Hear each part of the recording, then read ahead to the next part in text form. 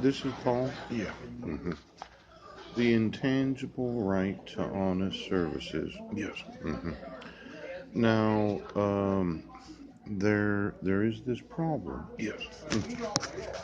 When you want somebody to have a mental health evaluation for whatever reason, Yes. hmm the evaluator would say, well, it is not my job to take into consideration the evidence against the individual. Yes. Mm. My job is to do the evaluation about the mental health of the person Yes. and why it is that the court requested a mental health evaluation. Now, I was not here. No, wasn't there. I was not there. Now, this, with this driver's license, Yes. is false and fictitious address right now. But let's say that the court wants to know, for whatever reason. They could say, well, we know we have the evidence that proves that he's innocent. Yes. But we're going to do it anyway. We just want to know, is there something wrong with the individual? Now, there is this idea Yes. that being treated fairly by the court Yes. would depend on what the public defender did. Yes. Now, obviously, I was in the office of Jack when I said that. What did the public defender do? He decided to clarify Yes. some issues with the professional person without me being there. Yeah. What did the public defender do? He discredited everything that I said. Now, that is depriving an individual Yes. of the honest services of a mental health evaluator Yes. when being requested of the court to do a mental health evaluation. See, on this day, Yes. 10/6 of 2016, Yeah. even if you didn't want to admit the evidence, even if you didn't want to admit the evidence that I wasn't in school in Washington, Yes. there was a certain amount of influence about the intangible right to the honest service Yes. of a community forensic evaluation. Coach.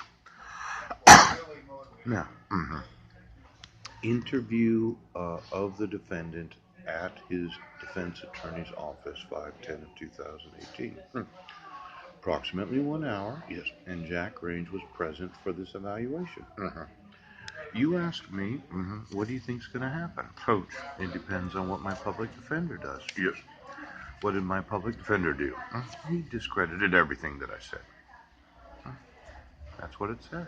Yes. You, not being a lawyer, Yes.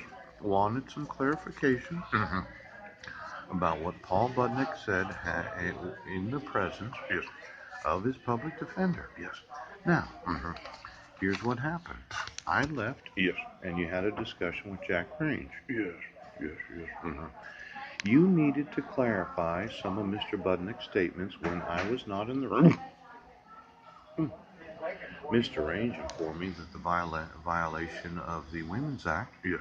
did not apply. So I said that it did. Yes. He said that it didn't. Now, the intangible right Yes. to honest services.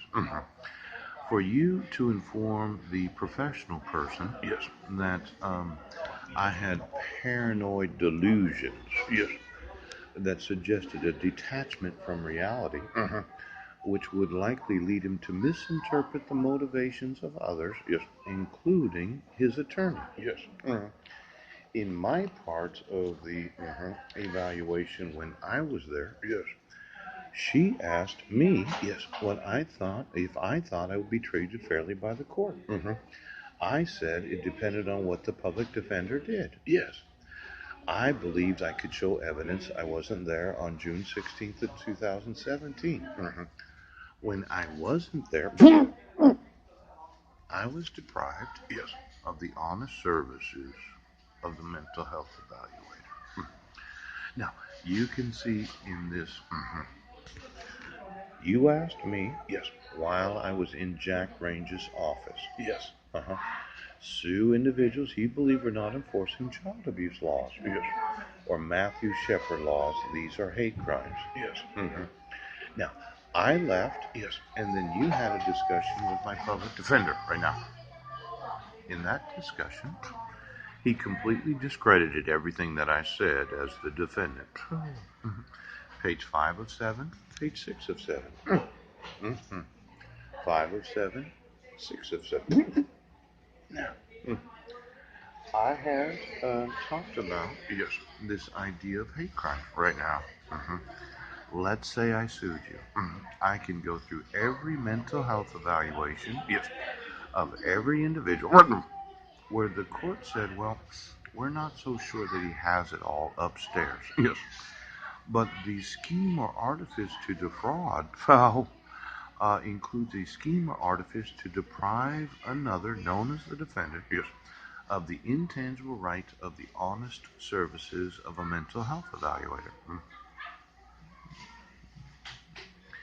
Now, healthcare fraud. Whoever knowingly and willfully executes or attempts to execute a scheme or artifice. Yes. Let's say you're a court. You request mental health evaluations because of your refusal to admit evidence. Yes. You decide to find out if everybody that appears in court is mentally competent to stand trial.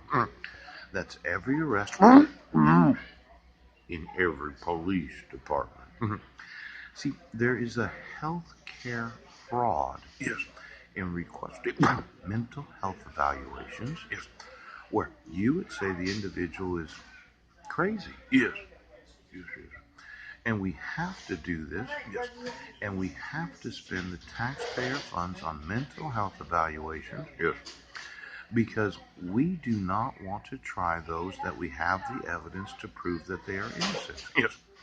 Now, the court feels a compulsion.